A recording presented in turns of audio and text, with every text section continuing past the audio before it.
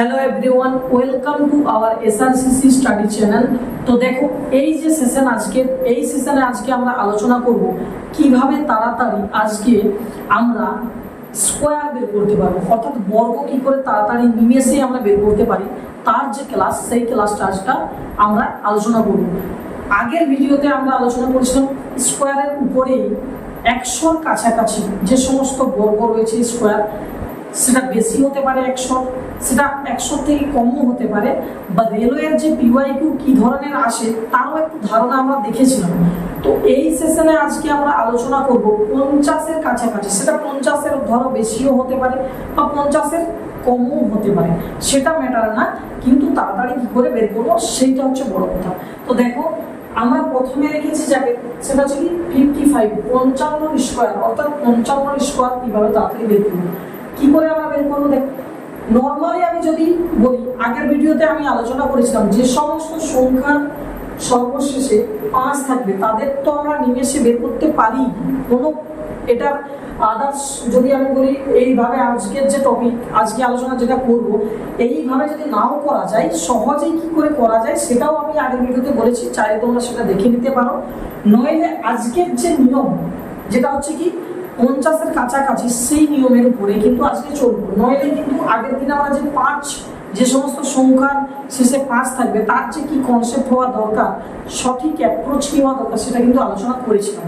তো দেখো, 55 যে স্কোয়ার, 55 স্কোয়ার আমরা কিভাবে বের করবো। দেখো, 50 থেকে আমি বলেছি কি 50-এর যেহেতু বেস ধরছি আমরা 50-কে, 50-এর কাছাকাছি, তাহলে 50-এর থেকে মূল সংখ্যাটা যার স্কোয়ার আমরা বের করছি সেটা কত বেশি, 5 বেশি বা 5 কম, যাই হোক না কেন, 5 বেশি হোক 5 কম হোক, যাই হোক, শুধু 5 নয়, যে যতই হতে পারে বেশি বা কম, তাহলে আমরা 50 থেকে 5 বেশি, যত বেশি বা যত কম সেইটা আমরা এই যে বর্ডার লাইন আছে, বর্ডার লাইনের এই পাশে রেখে দিলাম।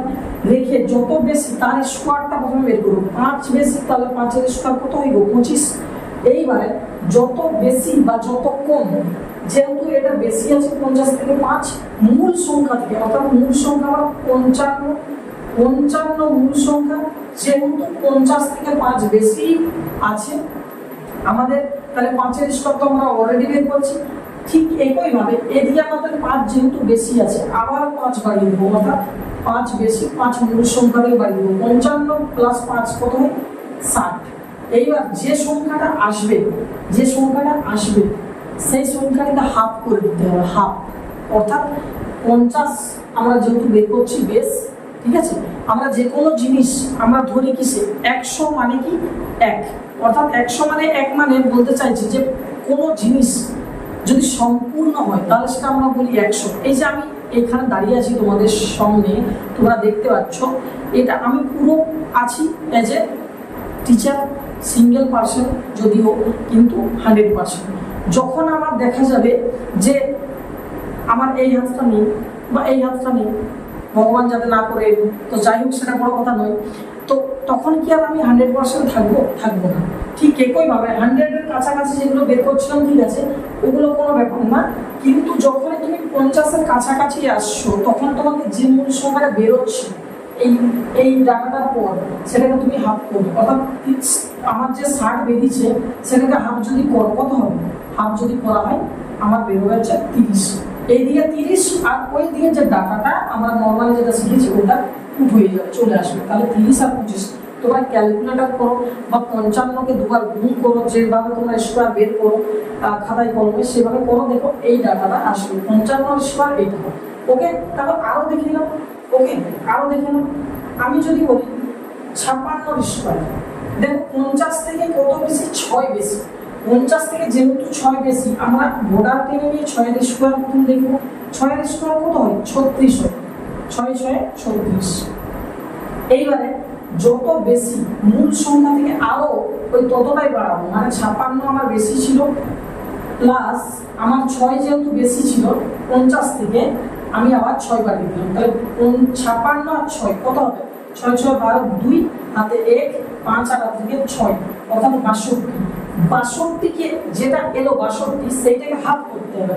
হাফ যদি করো 62 অর্ধেক কত হয়, 62 অর্ধেক কত হয়, 2 3 6, 2 কে 1, অর্থাৎ তোমার 31। 31 থাকলো, ওইদিকে যে 36 আছে এটা চলে আসবে। বোঝা গেল? সে তোমার এই ডাটাগুলো 50 থেকে বেশি হোক বা কম হোক, যাই হোক না কেন, এগুলো তো 50 থেকে বেশি, যদি 50 থেকে কমও হয়, প্রথম কথা আমি বললাম যে 44 স্কোয়ার। দেখো 50 থেকে কত কম? 6 কম। 6 যদি কম, তাহলে 6 এদিকে আমরা 46 কম কত? 36। যত কম সেখান থেকে মূল সংখ্যা থেকে আরো কতটা কমাতে হবে, যেহেতু কম আছে। 44 থেকে আমি যদি 6 মাইনাস করি, 44 থেকে 6 যদি মাইনাস করি কত হবে? তাহলে 6 কত দিতে 14, 8 দিতে 14, হাতে 1 কত হয়? এটা আমাদের নরমালি 38 আসবে। 38 কে তুমি যদি অর্ধেক করো কত আসবে? 38 এর অর্ধেক 19 2 38, ব্যাস। এদিকে হচ্ছে 19 আর ওদিকে যে 36টা এটা চলে আসবে। তাহলে বোঝা গেল?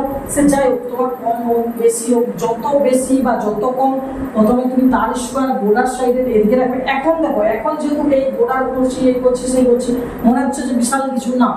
যখন তুমি মাইন্ডে নিয়ে নিতে পারবে যে কোনো ব্যাপার না, আমার মনে মনে যত বেশি তার স্কোয়ার নিয়ে নিলে, এইটা কি যত বেশি তত বাড়াবে, যত কম তত কম, মূল সংখ্যা থেকে কমালে যেটা আসবে তার হাফ করলেই তোমার চলে আসবে। এটা কিন্তু 50 এর বেস অন 50, বেস অন 50, অর্থাৎ 50 এর কাছাকাছি যে সমস্ত সংখ্যাগুলো রয়েছে তার স্কোয়ার, তার বর্গ বের করতে গেলে আমাদের এই যে অ্যাপ্রোচ, এই অ্যাপ্রোচ কাজে লাগবে। আর যদি তোমরা বলো 100 এর কাছাকাছি, 100 এর কাছাকাছি কিন্তু আমরা আগের ভিডিওতে আলোচনা করেছিলাম, চাইলে তোমরা সেটা দেখে নিতে পারো। আচ্ছা, এইবারে বলি যে শুধু 50 নয়, আরো কিছু আমরা করবো, ঠিক আছে? সেটা কি দেখো,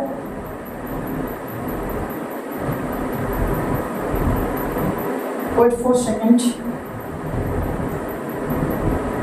দেখো এইবারে যেগুলো আরো কিছু, যেমন সামথিং আমি বললাম কথার কথা, 11 এর স্কোয়ার কত হইল? 11 এর কনসেপ্টে আমরা যাব। 11 এর স্কোয়ার কত হইল?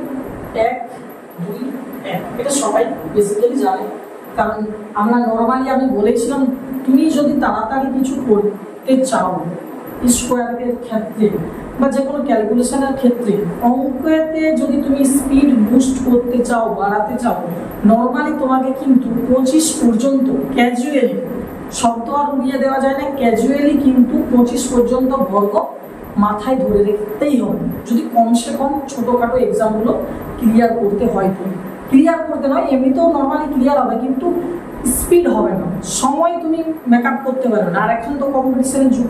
তো যাই হোক, 11 এর স্কোয়ার 121 হবে। এইবার আমি যদি বলি 1 1 1, দুটো 1 ছিল তার স্কোয়ার, এটা 3টা যদি স্কোয়ার হয় কি? দেখো 3টা যদি 1 হয়, 3টা যদি 1 এর স্কোয়ার বলে কি করবে?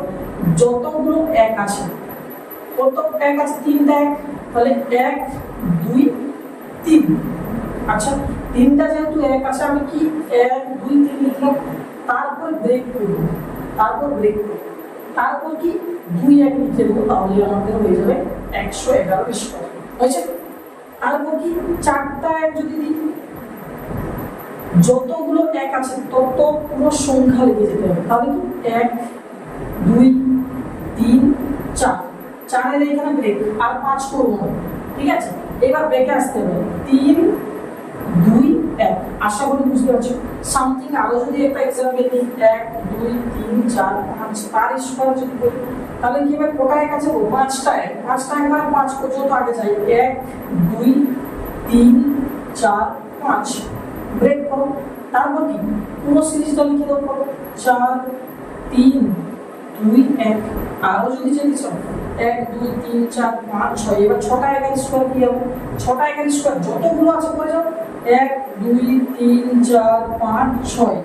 আচ্ছা, এবার ব্যাকে আসবো, 5 4 3 2 1, 5 4 3 2 1। এটাই হচ্ছে এগুলো স্কোয়ার। এগুলো পরীক্ষায় কিন্তু খুব দেয়, বিশেষ করে স্টেট গভর্নমেন্টের ক্ষেত্রে এই স্কোয়ারগুলো তুমি দেখতে পেতেই পারো যে কোনো এক্সামে। তো এর যে টেকনিক সেটা শিখিয়ে দিলাম, তোমরা চাইলে নোট করতে পারো। আর কি বলবো, এই যে 3টা 1 এর কি স্কোয়ার, অর্থাৎ বর্গ আদৌ কি না হচ্ছে, সেটা তোমরা কিন্তু ক্যালকুলেশন নিজের খাতায় বা ক্যালকুলেটরে করে দেখে নাও। যদি এই অ্যাপ্রোচ ভালো লেগে থাকে তাহলে কিন্তু ক্লাসটা ফলো করতে পারো। যদি মনে হয় যে আমাদের হেল্প কিছু হচ্ছে, তাহলে বন্ধুদের মধ্যে শেয়ার করতে পারো। তো এই সেশনে এই পর্যন্তই, দেখা হচ্ছে নতুন কোনো একটা সেশন নিয়ে।